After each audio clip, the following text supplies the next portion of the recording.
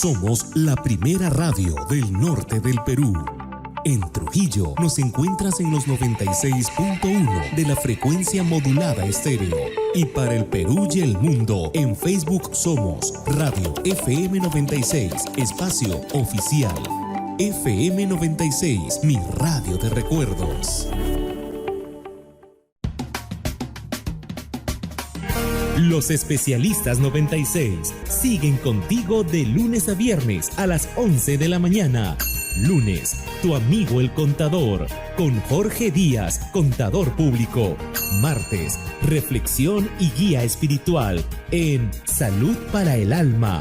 Miércoles, ¿qué dice la ley? Con el abogado Javier Hernández. Jueves, de frente y sin máscaras. Orientación psicológica con la psicoterapeuta Savic Soriano. Viernes, porque cuidamos de ti. Salud en casa con el doctor Fernando Zárate. Los especialistas 96, de lunes a viernes a las 11 de la mañana en FM 96, mi radio de recuerdos. Marcando la diferencia.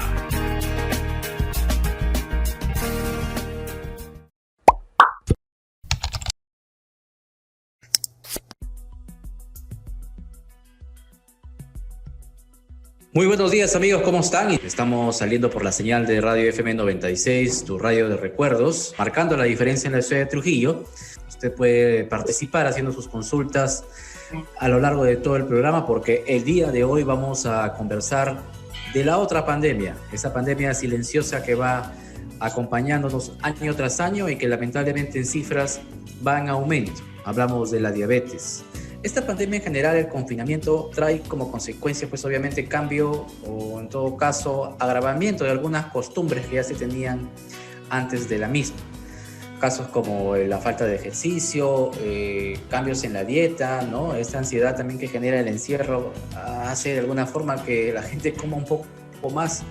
En fin, todas estas consultas las vamos a resolver el día de hoy con el doctor Dinton Guzmán, que ya se encuentra con nosotros, como hoy día costumbre, aquí en el programa. Doctor Dinton Guzmán, ¿cómo está? Muy buenos días. Hola, Fernando. Hola a todos nuestros radioescuchas. A conversar un tema tan importante y sobre todo con más recalco aún en medio de la pandemia, ¿no? Por más que estemos bajando las cifras y el tema de diabetes y obesidad, que son los factores de comorbilidad más asociados a complicaciones en COVID, es muy importante. Entonces, las cifras que están saliendo, doctor, en cuanto a estos dos padecimientos, la obesidad y la diabetes, están en aumento, ¿no? ¿Qué cree que sea, o cuál cree usted que sea el factor principal por el cual estas cifras están aumentando y ya llegamos casi prácticamente al 70% de la población con obesidad? Ahí, Fernando, hay varias cosas que hay que tenerlas bien en cuenta, ¿no? Siempre, desde ya hace 30 años, quizás hasta 40 años, se ha hablado de cada día con mayor contundencia, hay más congresos, ¿no? Del problema de la obesidad, ¿no? Como asociado a X comorbilidades, ¿no? Cáncer, diabetes, X tipo de enfermedades. Siempre muchos países preocupados por el tema, pero muy pocos realmente toman medidas del caso. Y lamentablemente en el Perú estamos con ese conversar muchas veces, pero se han tomado muy pocas medidas del caso, ¿no? La ley de comida chatarra, ahí media que echa la ley, echa la trampa, ¿no? Detalles que aún mucho faltan afinar. Porque en realidad pues no notamos, no hemos sentido como si ha pasado en esta pandemia la contundencia tan triste que es el problema de obesidad asociada a una enfermedad, ¿no? En este caso una enfermedad aguda como el COVID-19. Entonces, ese es el primer punto a resaltar, ¿no? ¿Por qué? Porque el problema de obesidad es una enfermedad inflamatoria, ¿no? La obesidad es una enfermedad inflamatoria que va a complicar X tipo de enfermedades, cáncer, problemas musculoesqueléticos, problemas metabólicos, ¿no? Y también tiene una implicancia muy contundente en los procesos inflamatorios agudos. Entonces ahí, lamentablemente, en esa pandemia del COVID-19, el paciente obeso, prácticamente la inflamación dada por el virus lo amplifica. y conceptualizando obesidad no solamente con el tema del peso, sino también con el porcentaje de grasa, ¿no? Sobre todo la grasa visceral. Entonces, hay muchos pacientes que quizás no han sido obesos, no necesariamente adulto mayor, que ha sido una variable también muy asociada al problema de mortalidad en el COVID-19, sino también el porcentaje de grasa per se, aparentemente sin tener problemas de peso marcado, nos trae estas complicaciones. Y eso está asociado lamentablemente a la mala alimentación, Fernando, a la comida chatarra, a la falta de actividad física en nuestra población. Y lamentablemente en esa tercera ola, si bien es cierto ya nuestros adultos mayores, el Estado hay que, digamos, aceptar y felicitar, ¿no? Que han hecho una cobertura bastante aceptable, ¿no? En esos últimos meses, pero se nos viene el problema en nuestra población de 30, 20 años, ¿no? Y que lamentablemente el problema de obesidad en ellos está creciendo, y también el tema del porcentaje de grasa mala, visceral, que no tenemos en Estudios Perú que nos digan cuánta realmente tenemos esas variables negativas dentro de la composición corporal de nuestro cuerpo, ¿no? Entonces ahí vamos a tener una variable muy delicada, Fernando, donde lamentablemente esa grasa inadecuada, esa grasa visceral inadecuada va a amplificar, va a potenciar la deficiencia inmunológica que tenemos, y el virus va a podría traer lamentablemente muchas consecuencias, ¿no? Exacto. Doctor, hay una curiosidad que tengo, y es con respecto a los exámenes que están haciendo para los resultados que hemos recibido por el tema de obesidad en el Perú. Y es que una de las preguntas que se hacen en las encuestas a las personas que han participado de este estudio es acerca de si consumen verduras o alguna fruta, tal como recomiendan en líneas generales, pues, ¿no?, en nuestra dieta. Y todos han dicho que sí, que por lo menos una vez al día están consumiendo verduras, vegetales, frutas en su dieta. Sin embargo, están dentro del grupo que tienen obesidad. ¿A qué se puede deber esto, doctor? ¿Cuál es la relación aquí? ¿Cuál es la explicación que aún comiendo algo saludable se pueda mantener la obesidad? Primero hay que ver que las herramientas de las encuestas, por ejemplo, hay una herramienta que se usaba mucho antes, aún se usa bastante, que es el recordatorio de alimentación día, ¿no? Que es que prácticamente que el paciente narra lo que come, ¿no? Y cuando te narra lo que come, nunca come tan mal. Siempre hay el paciente da datos no tan exactos en realidad, ¿no?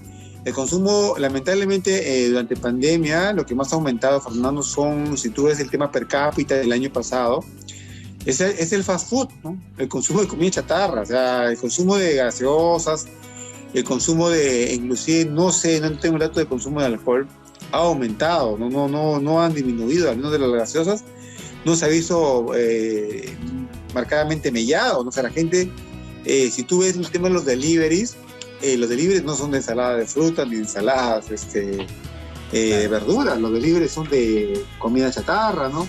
Y entonces todo ese tema de la pandemia nos ha llevado a aumentar el consumo de fast food, y eso también, y eso es una realidad, ¿no? O sea, podría ser un trabajo interesante evaluar cuánto es el consumo, porque así lo narran los pacientes. Si antes consumían una comida chatarra a la semana, después de pandemia han llegado a 3, a 4, hasta 5 veces por semana. Muy bien, doctor.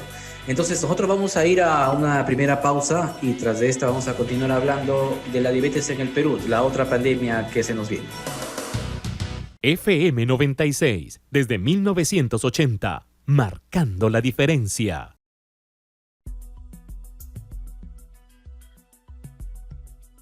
Amigos, continuamos con el programa, ¿no? Entonces vamos a continuar conversando con el doctor Newton Guzmán. Él es médico nutriólogo de Equilibrio Salud en nuestra ciudad, y pues nos está instruyendo acerca de los temas del control justamente de la diabetes, ¿no? Una enfermedad que va avanzando en el mundo y que en Latinoamérica no es una excepción, ¿no? México lidera en la lista el nivel de obesidad en América Latina, y pues el Perú ya está cerca del tercer lugar. Entonces tendremos que tomar previsiones al respecto, porque estamos tomando como una normalidad el hecho de ver cada vez gente con sobrepeso, ¿no? Nos estamos viendo todos los días en la calle unos a otros, y pues como todos nos vemos casi de la misma forma, y especialmente los niños, pues evidentemente se está haciendo como una cultura el comer, ¿no? Entonces habíamos conversado con el doctor tratando de encontrar una explicación en el primer bloque acerca de qué está pasando en nuestra sociedad y por qué ese cambio de conductas en la alimentación. Doctor, hay un tema también que es el asunto de la atención primaria, ¿no? Y que se ha descuidado mucho durante el tema de la pandemia. La atención que antes se brindaba a los pacientes por enfermedades no COVID, entre estos las diabetes, la obesidad, ha sido suspendida de alguna forma, ¿no? Por muchos factores, ¿no? Tanto por temor por ir al médico, porque no había atención en diversos hospitales, en fin, o porque sencillamente pues todos estamos concentrados en una urgencia tan mortal como puede llegar a ser el COVID, ¿no? ¿Usted cree que de alguna forma esto se pueda restablecer poco a poco o vamos a seguir de alguna forma alejados los pacientes que tienen algún problema de obesidad con sus médicos durante toda la pandemia que nos queda? Ahí, Fernando, hay una reflexión muy contundente que decir, ¿no? Tenemos que cambiar varios conceptos específicamente en el tema de la diabetes. O sea, el paciente diabético tiene que dominar su enfermedad. O sea, si tú has sido diagnosticado ya hace 4 o 5 años, deberíamos, los sistemas de salud, y digo deberíamos porque nosotros somos un sistema de salud privado, pero somos un grupo de salud igualmente, enfocarnos en que sea el paciente el que se empodere de su enfermedad, el que sea un paciente que maneje, siendo asesorado por el médico en su enfermedad.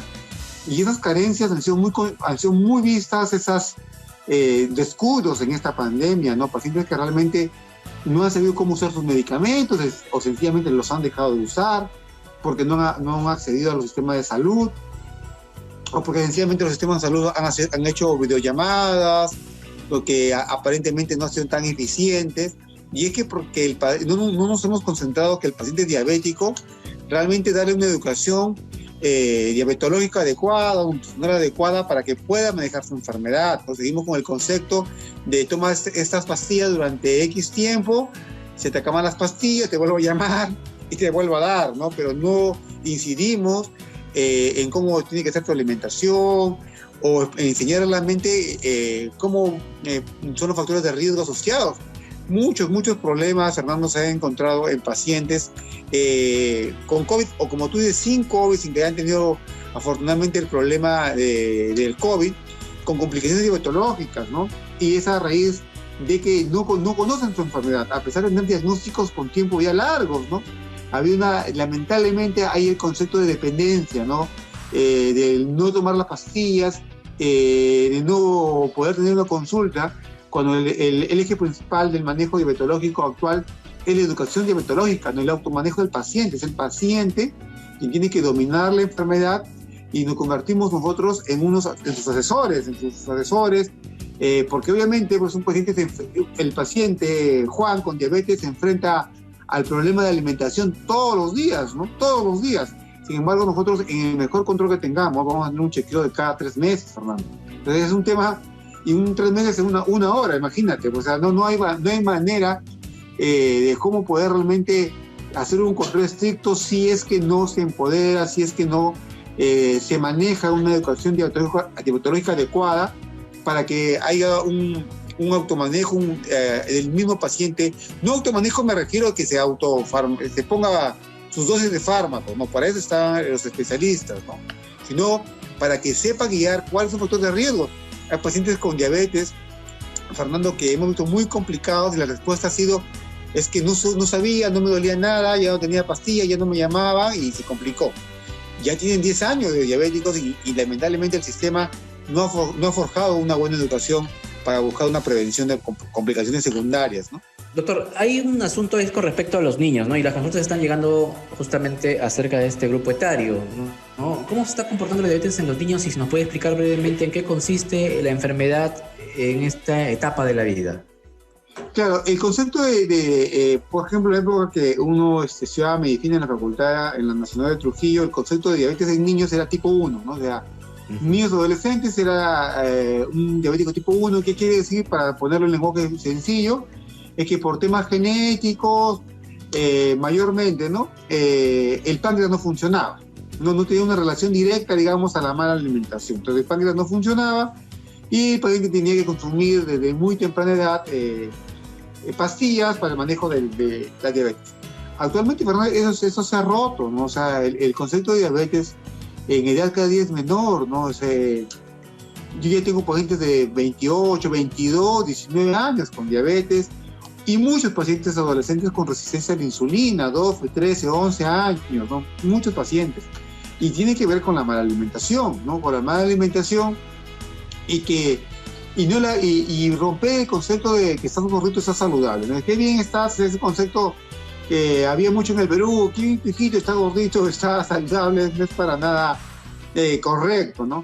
Hay muchos problemas de resistencia a la insulina, hay muchas niñas que tienen que en pandemia el tema del peso se ha elevado tremendamente, o inclusive datos que hay que esperar, estudios, o buscar información también quizás del extranjero.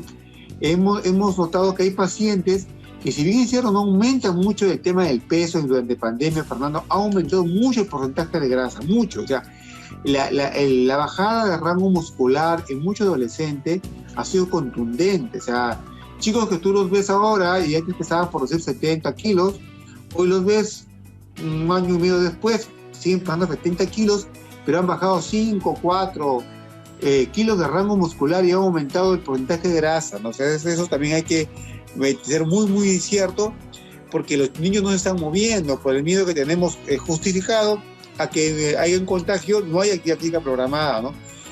Aún no lo tenemos, ¿no? O sea, los chicos en el colegio, todo virtual, hacen clases de educación física virtual, ¿no? 10, 15 minutos frente a una pantalla, no hay un programa integrado de actividad física, ¿no? O sea, y esto hay que motivar, y esto ya es responsabilidad de todos, en especial de nuestras autoridades, ¿no? Programas integrados de actividad física, ¿no?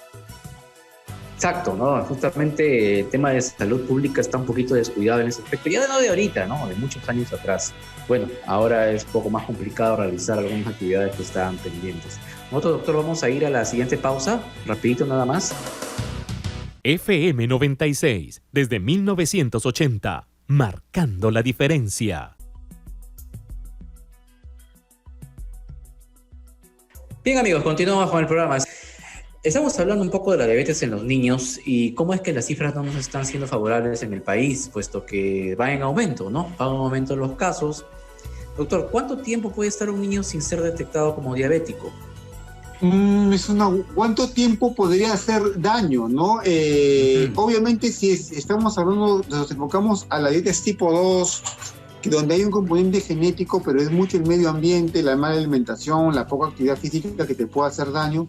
Estamos hablando que el paciente con resistencia a la insulina, entre un rango de entre los 4 a 5 años inicialmente, hasta los 8 años ya va a haber complicaciones secundarias al exceso de glucosa, ¿no?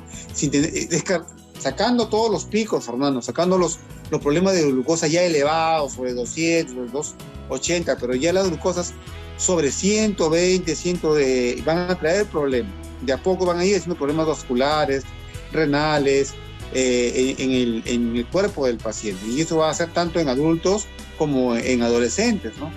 Eso también hay que tenerlo bien claro. Y entonces ahí hay que hacer una reforma de múltiples cosas, ¿no? Múltiples cosas. Sería interesante, de verdad, Fernando, voy a comprometerme si nos reunimos la siguiente vez, ver números, ¿no?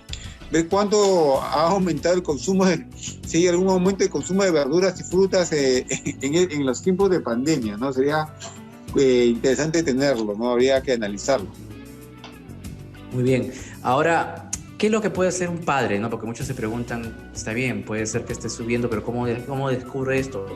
¿Qué hace el médico en la primera consulta cuando llega un niño que tiene un probable problema de sobrepeso, obesidad? ¿En qué consiste el examen primero, en general? Ya vamos a concentrarnos en los adolescentes. En el tema de los adolescentes ya es válido el IMC, ¿no? El IMC, sus curvas de crecimiento, su peso para la edad, peso para la talla, ¿no? Sus curvas establecidas que aún no son útiles, pero recordemos que también tenemos que medir porcentaje de grasa. Entonces, en el Perú, hasta donde he revisado, no tenemos un rango de porcentaje de grasa establecido para la población, y creo que menos para la población adolescente e infantil, ¿no? Entonces, pero la variable no es solamente ver peso, como te hablaba, también hay que ver actualmente el porcentaje de grasa, ¿no? Sino que la medición del porcentaje de grasa es más complicada, se aleja no es una herramienta de fácil manejo para la atención primaria, ¿no? Porque se puede medir de manera, digamos, con un caliper, ¿no? Con un caliper, que es un instrumento de medición de pliegues cutáneos para medir porcentaje de grasa, pero la técnica es un tanto compleja, un poco tediosa, y los equipos de bioimpedancia que son más contundentes tienen que ser validados, ¿no? Validados, son costosos y no son de fácil acceso en la atención primaria. Pero por ahí va el camino. El camino va realmente en analizar la composición corporal, ¿no? La relación de músculo-grasa que tengan nuestra población, incluyendo la población infantil, adolescente, ¿no? ¿Existe algún tipo de examen complementario, doctor, que eventualmente se haga una persona para detectar si algo anda mal? Siempre esos exámenes de laboratorio básicos son fundamentales, ¿no? Su hemograma completo, su glucosa basal, ¿no?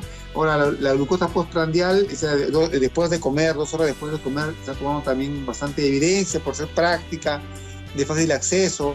Herramientas, digamos, más estudiadas, con mayor evidencia, se podría decir como la hemoglobina glicosilada, son muy útiles, pero lamentablemente en los niveles de atención primaria son difíciles de acceso, ¿no? O sea, es difícil calcular pedir una glucosa, estamos en la sierra, en una zona quizás de costa, pero alejada de las capitales de provincia o capitales de departamento, medir exámenes más sofisticados para el diagnóstico de diabetes o diagnóstico de riesgo, ¿no? Entonces, sigue siendo la glucosa una buena herramienta, ya sea en ayunas o postprandial, 2 horas después de comida, para ver los resultados que puedan tener los pacientes, ¿no?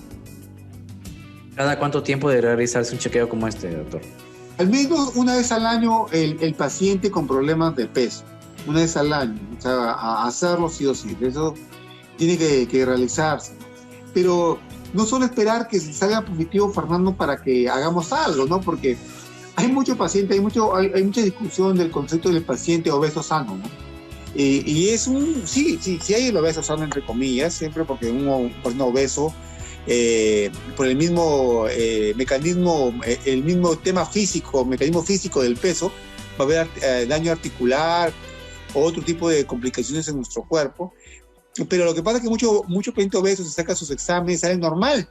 Yo tengo bien mi glucosa, tengo bien, y salen contentos y como que, bueno, no le importa el problema del peso, porque a veces no pedimos el examen adecuado, ¿no? O sea, hay que pedir las tolerancias a la glucosa, que también son tediosas, pero son muy útiles, o una glucosa postprandial, 2 horas después de comida, que nos va a ayudar a ver si realmente tu cuerpo está controlando, ¿no? Porque muchas veces cometemos el error de pedirle al paciente la glucosa en ayunas, y el paciente hace ayuno, ¿no? Hace un ayuno prolongado, un ayuno de 12 horas, y las variables salen al límite y lo consideran que es normal, pero ya en el comer rutinario su glucosa está manejándose inadecuadamente, ¿no? Muy importante lo que nos está diciendo también en la diferencia, pues, ¿no? En la basal y la postprandial.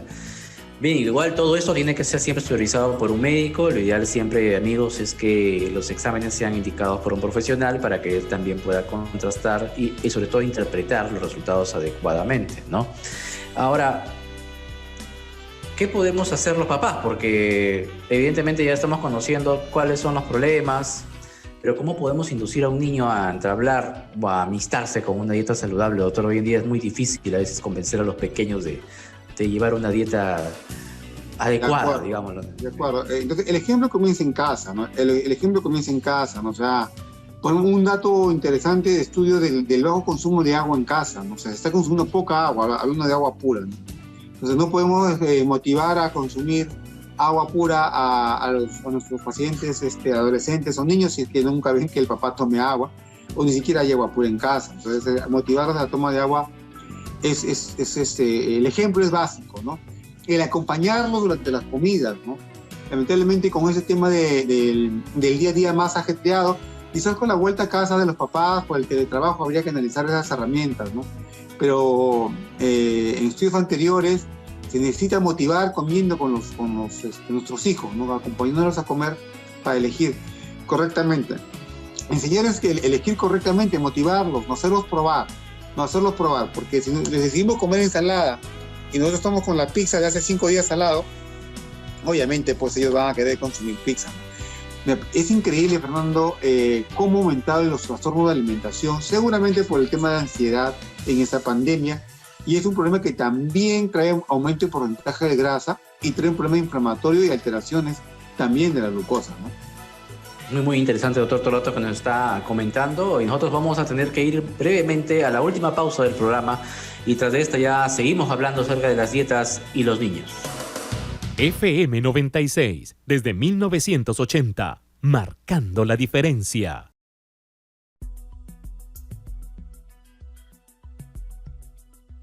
Amigos, continuamos con el programa. Estamos en Consultorio Libre, como siempre, por FM 96, tu radio de recuerdos, ¿no? Y también por la señal de Conexión Norte. Como siempre, un saludo para todos los amigos que nos escriben a través de las redes sociales. El tema de hoy, la diabetes infantil, ¿no? Estamos hablando de temas muy importantes y de los consejos y criterios que deben tener los padres de familia, sobre todo para prevenir de alguna forma efectos que tal vez en algún momento puedan ser irreversibles en sus hijos, ¿no? El ejemplo viene por casa, nos decía el doctor en el bloque anterior, y esto es muy cierto, pues, porque a veces vemos figuras, ¿no? Por ahí, de repente cuando vemos pasear familias, ¿no? Padre obeso, niño obeso. Entonces, justamente esa decisión de comer saludable, pues, también se repite en los niños, ¿no? Si usted hace lo contrario, evidentemente sus hijos también lo harán. Entonces, doctor, en cuanto a las dietas, usted ya nos adelantó algo en el bloque anterior.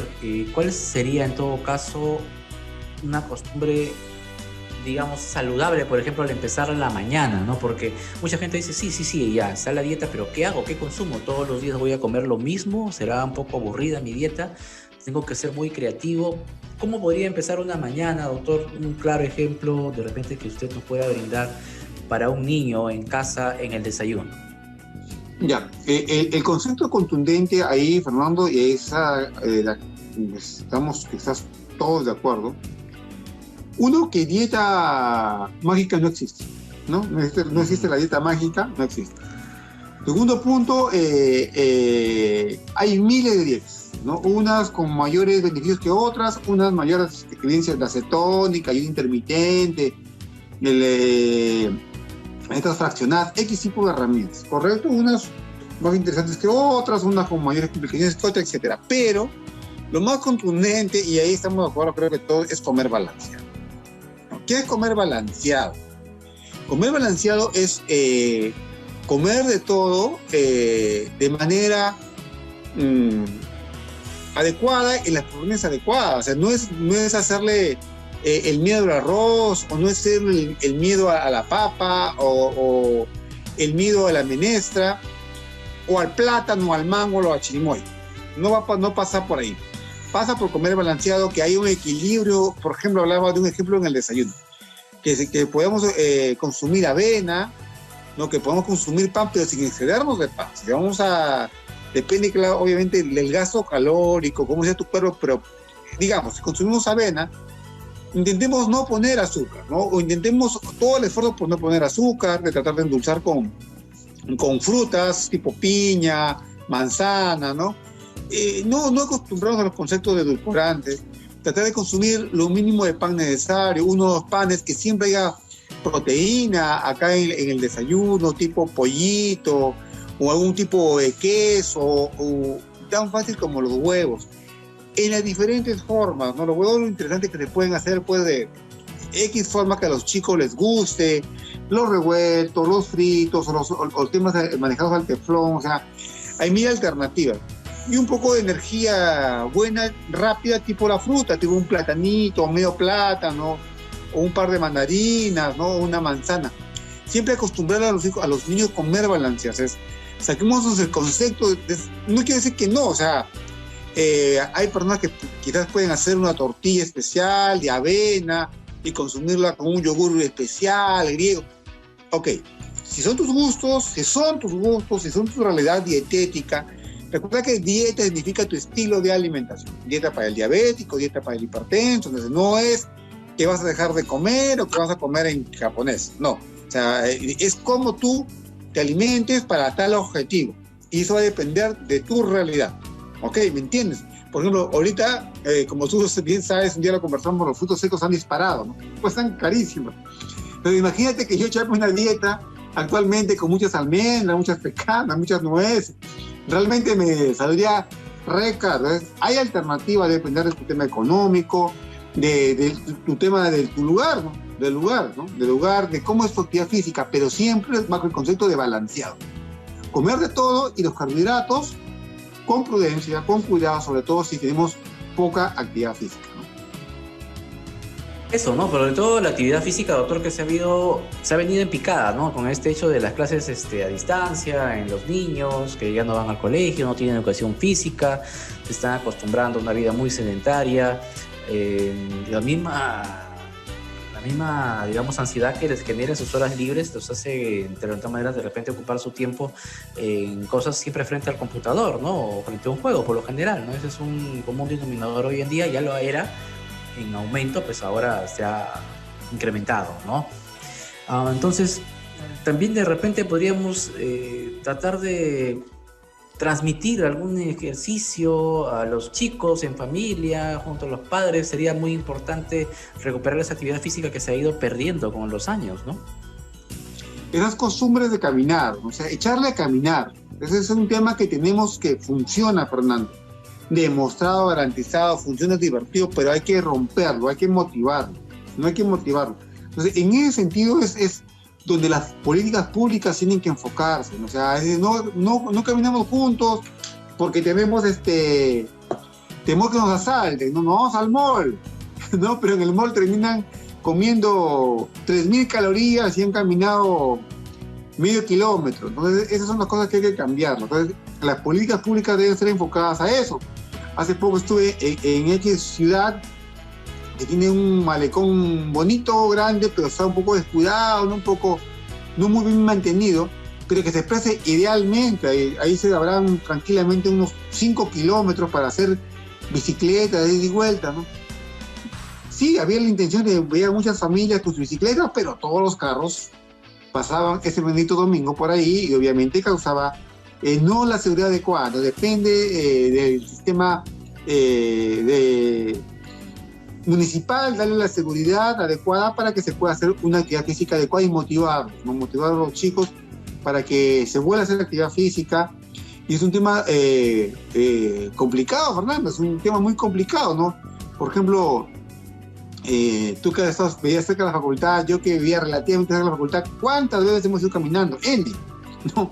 Y sin embargo, te aseguro que muy pocos chicos actualmente van a su universidad caminando, quizás los que viven a 1 cuadra, 2 cuadras, pero todo el mundo está con el concepto del transporte rápido. De motivar el tema de las bicicletas va a ser una buena alternativa en la actividad física del día a día, ¿no? Excelente. Gracias, doctor Nito Guzmán. El doctor Nito Guzmán es médico nutriólogo y además director médico de Equilibrio Salud. Le invitamos, doctora, a brindar sus teléfonos de contacto para que algún paciente pueda de repente establecer alguna consulta particular con ustedes. Gustoso, Fernando, al 9452-51333, 9452-51333 para cualquier ayuda en el tema nutricional amplio, desde problemas de obesidad, trastornos de alimentación, diabetes, etcétera, ¿no? Cualquier cosa, gustoso de atendernos. Excelente. Entonces, gracias, doctor, nuevamente por su tiempo en el programa. Un servidor, Fernando Zárate, tiene que ya despedir justamente esta edición. Nosotros nos volvemos a sintonizar, a escuchar, ¿no? Y a vernos también por las redes sociales en una siguiente oportunidad. Muchas gracias por su atención, amigos. Hasta la próxima.